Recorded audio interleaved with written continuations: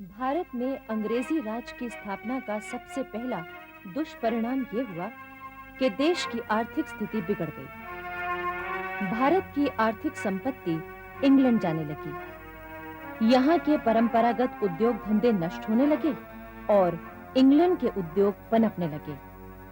कच्चा माल इंग्लैंड जाने लगा।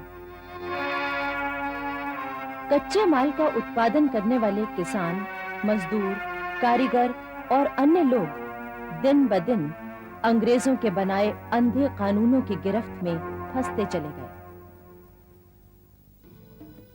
दक्षिण बंगाल में नील की खेती करने वाले किसानों में भारी असंतोष फैल चुका था।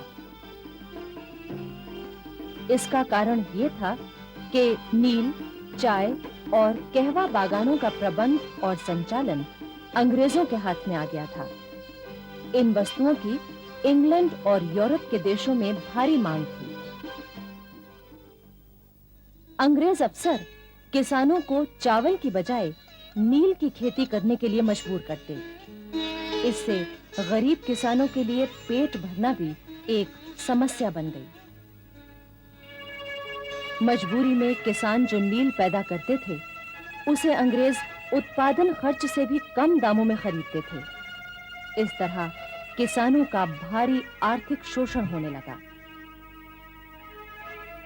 गरीब किसान कंगाल हो गए।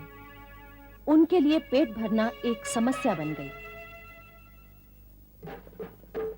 जब अंग्रेजों ने कानून बनाकर नील की खेती का उत्पादन अपने अधिकार में ले लिया, तो किसानों ने विद्रोह कर दिया। उन्होंने लगान देना बंद कर दिया। नील के कारखानों और गोदामों में आग लगा दी। इस विद्रोह को दबाने के लिए अंग्रेजों ने निहत्थे किसानों पर बहुत जुल्म ढाए। यह विद्रोह सन 1859 से 1861 तक चला। हालांकि इसके बाद जर्मनी से नील आने लगी थी और किसानों को मुक्ति मिल गई थी। सन 1872 और 1873 में पूर्वी बंगाल के ढाका, बकरगंज, पबना, बोगरा और अन्य कई जिलों के किसानों ने लगान न देने का आंदोलन शुरू कर दिया। यह आंदोलन भी अंग्रेजी राज की शोषण नीति के खिलाफ एक खुले विद्रोह के रूप में सामने आया। उधर सन 1879 में दक्षिण में गोदावरी एजेंसी के अंतर्गत आदिवासियों ने रंपा और गोलकुंडा में अंग्रेजों के खिलाफ विद्रोह किया था। इस आदिवासी विद्रोह का नायक था चंद्रैया। विद्रोहियों ने 2 पुलिस थानों में आग लगा दी थी। इसके बाद चंद्रैया के नेतृत्व में वो आदिवासी चिंतूर गांव की ओर बढ़े। यहां पुलिस से उनकी जबरदस्त मुठभेड़ हुई। आखिर विद्रोही भाग निकले। अंग्रेजों ने उनका पीछा किया। घायल चंद्रैया को उनके साथी उठाकर सुरक्षित स्थान पर ले गए। 12 फरवरी 1880 को चंद्रैया की हत्या कर दी गई। उसके तमाम साथी पकड़े गए। सारे इलाके में पुलिस ने आदिवासी विद्रोहियों का दमन किया। सन 1870 में पूना की सार्वजनिक सभाओं में न्यायमूर्ति महादेव गोविंद रानाडे ने भारत की आर्थिक स्थिति और गरीबी, राष्ट्रीय व्यापार नीति और खर्चीले ब्रिटिश शासन पर 3 व्याख्यान दिए। रानाडे ने कहा था कि अंग्रेजों को ऊंचे और अधिक वेतन वाले स्थान दिए जाते हैं, जबकि भारतीयों के साथ ऐसा नहीं होता। भारतीयों की योग्यता का ब्रिटिश शासन आदर नहीं करता। रानाडे के इन भाषणों को सुनने के लिए एक युवक जाया करता था, वासुदेव बलवंत फड़के। वो इन भाषणों से बहुत प्रभावित हुआ। उसने निश्चय किया कि वो आजादी के लिए लोगों में नई चेतना का संचार करेगा। वासुदेव फड़के हर शनिवार और रविवार की छुट्टी के दिनों में गांव में जाने लगे।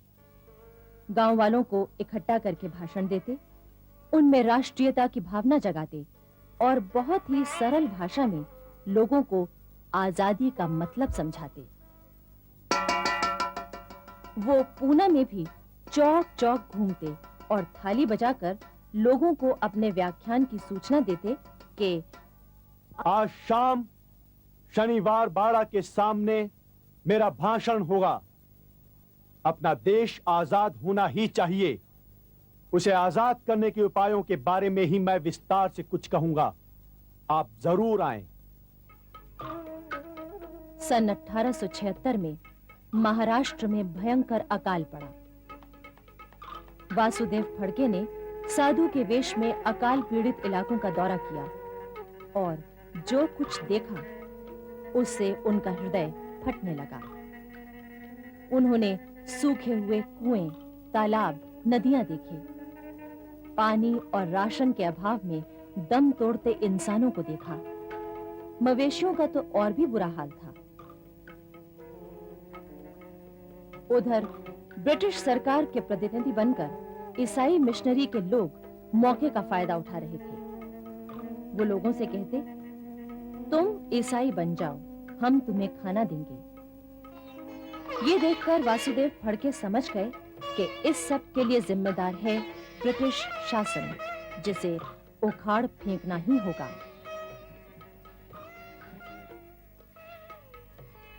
वासुदेव फड़के के हृदय में विद्रोह की आग सुलग चुकी थी।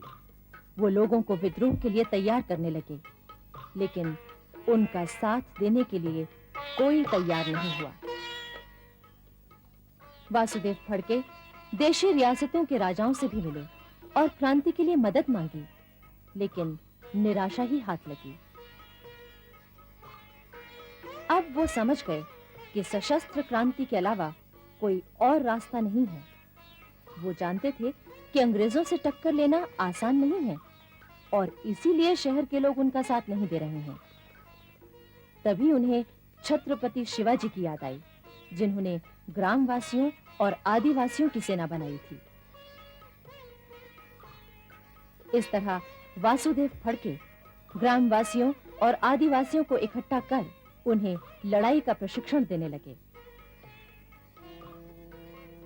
अब वासुदेव के कई युवक मित्र भी उनके दल में आ गए थे। दल में शामिल होने वाले प्रत्येक व्यक्ति को दही चूड़े से भरा दोना लेकर प्रतिज्ञा करनी पड़ती थी कि मैं अपने देश की आजादी के लिए अपना सब कुछ न्योछावर कर दूंगा। 20 फरवरी 1879 को महाशिवरात्रि के अवसर पर फड़के के 200 क्रांतिकारी साथियों की बैठक हुई और क्रांति की पूरी योजना तैयार की गई। हथियार इकट्ठा करने के लिए धन की जरूरत थी और धन के लिए धनी लोगों को निशाना बनाया गया। वासुदेव फड़के की गतिविधियों की जानकारी मिलने पर ब्रिटिश सरकार चौकन्नी हो गई। ये भी पता लगा कि इस विद्रोह का नेता है वासुदेव बलवंत फड़के नामक एक युवक। उनकी गिरफ्तारी का काम सौंपा गया मेजर डेनियल को। उन्होंने वासुदेव के मकान पर छापा मारा। वासुदेव तो हाथ नहीं आए, पर कुछ हथियार जरूर मिले, जिससे क्रांति की योजना की जानकारी मिली। मेजर डेनियल ने घोषणा की कि वासुदेव बलवंत फड़के को गिरफ्तार कराने वाले को 4000 रुपए इनाम दिए जाएंगे। इसके जवाब में फड़के ने पूना के कलेक्टर, सेशन जज और बंबई के गवर्नर को गिरफ्तार करने वाले को 5-5 हजार रुपए इनाम देने की घोषणा की। जगह जगह ये पोस्टर चिपका दिए गए। उनमें नीचे वासुदेव बलवंत फड़के के हस्ताक्षर थे और लिखा था, पेशवाओं का नया मुख्य प्रधान। इस पर ब्रिटिश सरकार बौखला उठी। उसने फड़के और उनके साथियों को गिरफ्तार करने के लिए अभियान तेज कर दिया। मेजर डेनियल के लिए फड़के चुनौती बन चुके थे। मेजर डेनियल के जासूसों ने खबर दी कि फड़के और उनके साथी पहाड़ी पर छिपे हुए हैं। डेनियल तुरंत सेना लेकर वहां पहुंचा और उसने पहाड़ी खेद ली। आदिवासियों के सेना नायक दौलत राव नायक ने मेजर डेनियल की सेना से सीधा मुकाबला किया। इस मुकाबले में यूं तो डेनियल भी घायल हुआ, लेकिन दौलत राव नायक मारे गए। वासुदेव फड़के को दौलत राव नायक के शहीद होने पर गहरा दुख पहुंचा। वो उदास हो गए और तीर्थ यात्रा पर निकल पड़े। गणगापुर में श्री दत्त के मंदिर होते हुए 18 अप्रैल 1879 को श्री शैल मल्लिकार्जुन के मंदिर में पहुंचे। इस समय तक उनमें पुनः आत्मविश्वास जाग चुका था। अब वासुदेव फड़के ने रोहिल्लों से मदद मांगी। उनके मुखिया इस्माइल खां से मुलाकात की। इस समय वो गणगापुर में ही थे। उधर मेजर डेनियल को एक हवलदार ने सूचना दी कि इन दिनों फड़के को गणगापुर में देखा गया है।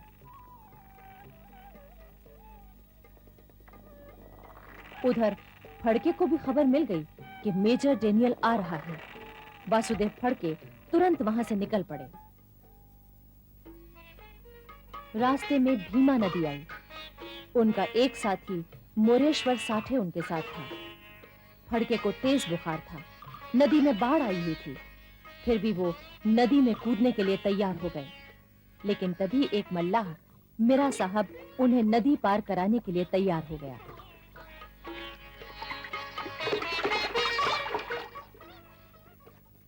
नदी पार करने के बाद तेज बुखार की हालत में ही वासुदेव 3 दिन तक लगातार भागते रहे और पुलिस से बचते रहे।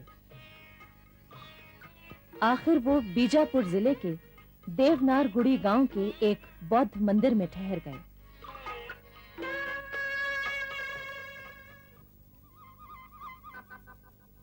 मंदिर में रात के वक्त फड़के सो रहे थे।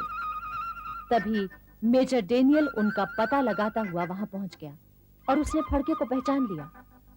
ये 20 जुलाई 1879 की रात थी। उनकी तलवार पर पैर रखकर पिस्तौल तान दी और बोला, आखिर आई गया तुम मेरे कब्जे में? वासुदेव बलवंत फड़के ने कहा, ये तो ठीक है, लेकिन तुम मुझे नींद में ही पकड़ पाए। पूना की अदालत दर्शकों से खचाखच भरी हुई थी। भीड़ को संभालने के लिए पुलिस का खास इंतजाम था। फिर भी हर व्यक्ति इस महान देशभक्त और क्रांतिकारी के एक बार दर्शन करने के लिए बेचैन था। अदालत में उन पर राजद्रोह का मुकदमा चलाया गया।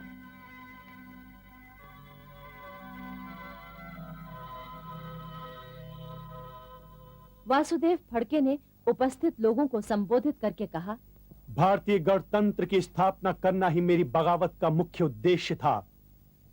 मुझे उसमें सफलता नहीं मिल पाई, लेकिन परमपिता परमेश्वर जानता है कि मैंने जो कुछ भी किया जनहित में ही किया।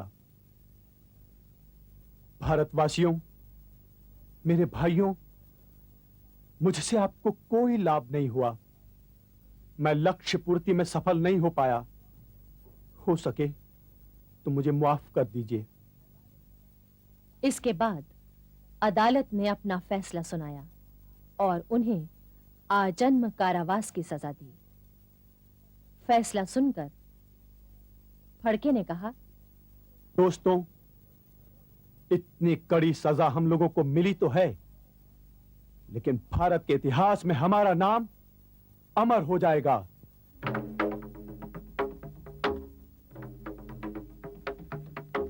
जनवरी 1880 में वासुदेव फड़के को अदन ले जाकर जेल में बंद कर दिया गया। यहां उन्हें बहुत यातनाएं दी गईं।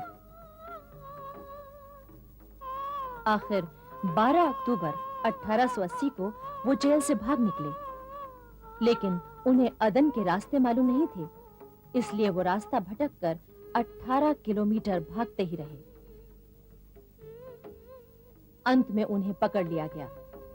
फड़के दोबारा ना भाग पाए, इसके लिए उनके पैरों में बेड़ियां डाल दी गईं और उनको और ज्यादा सताया जाने लगा। आखिर वो क्षय रोग से बीमार हो गए और 17 फरवरी 1883 को जेल में ही उनका निधन हो गया। इतिहासकार लिखते हैं कि वासुदेव बलवंत फड़के का बलिदान इसलिए ज्यादा महत्वपूर्ण है क्योंकि किसी एक व्यक्ति द्वारा इतने बड़े ब्रिटिश साम्राज्य से टक्कर लेना एक असाधारण बात थी। इस समय तक देश की परिस्थिति में काफी बदलाव आया था। एक ओर ब्रिटिश शासक नहीं चाहते थे कि अब 1857 जैसा कोई विद्रोह फिर से हो, क्योंकि इस बार सेना नहीं बल्कि जनता द्वारा विद्रोह किए जाने का डर था। इसलिए कुछ अंग्रेज भारतीयों के हित की योजनाएं बना रहे थे। इनमें से एक मुख्य नाम था sir Allan Octavian Hume. Sir Hume नहीं चाहते थे कि अब लोगों का असंतोष विद्रोह में बदल जाए। दूसरी ओर कई धार्मिक और समाज सुधार संबंधी संस्थाएं जैसे आर्य समाज, प्रार्थना समाज, ब्रह्म समाज आदि अपने अपने ढंग से कार्य कर रही थी। इसके साथ ही पढ़े लिखे लोग ये मांग कर रहे थे कि नौकरियों में भारतीयों को लिया जाए और उन्हें जिम्मेदार पदों पर नियुक्त किया जाए।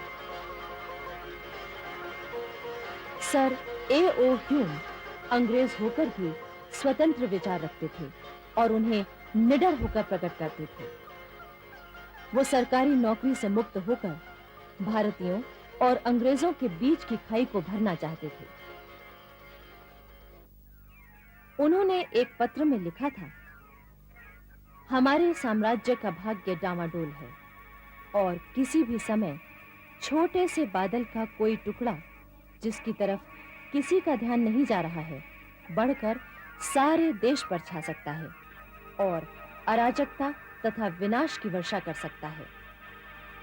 ह्यूम साहब ने देश की सारी स्थिति का अध्ययन करने के बाद ब्रिटिश शासन को 3 महत्वपूर्ण सिफारिशें की थी।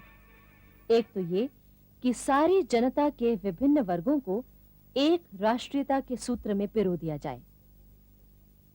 दूसरी ये कि सभी क्षेत्रों में यानी आध्यात्मिक, नैतिक, सामाजिक, राजनैतिक क्षेत्रों में राष्ट्र को फिर से उन्नत बनाया जाए। और तीसरे ये कि भारत और इंग्लैंड के बीच संबंधों को अच्छा बनाया जाए। सर ह्यूम के विचारों का स्वागत सभी ने किया और ये जरूरत महसूस की जाने लगी कि एक ऐसी संस्था का निर्माण होना चाहिए जो भारतीयों के हितों की बातों पर विचार करे। सन 1884 में ह्यूम साहब ने अपने तीनों विचारों को लेकर भारतीय नेताओं से बातचीत की और इंडियन नेशनल यूनियन की योजना सामने रखी। इसका उद्देश्य था वैधानिक उपायों द्वारा अपने हक की मांग